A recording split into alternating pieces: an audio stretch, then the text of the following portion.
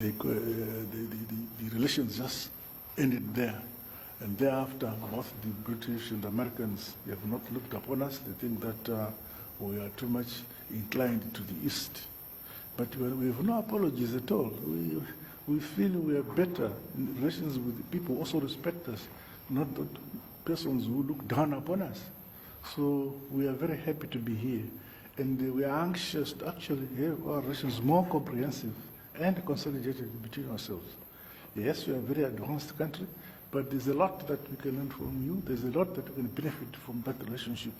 And there's a lot that we can open for the Russian Federation to participate in our economy, especially in the mining sector and in agriculture.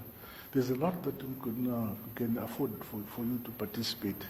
And in that process, the West will run away. You see, the West have just begun consolidating their power in Zambia, our next neighbor. You know, there was a time when Zambia and Zimbabwe won. It was called Northern and Southern Rhodesia. It was won by the British, but they were now separate. And the Americans are consolidating their power in that country, both in terms of security and in terms of financial support to Zambia, to make sure that we feel lonely.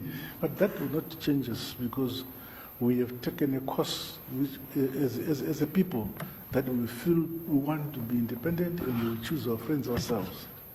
And besides, we are independent today because most of us in the leadership trained here during our war of liberation. We got our independence because we were supported by yourselves here, and we don't forget that history, and you've stood by us.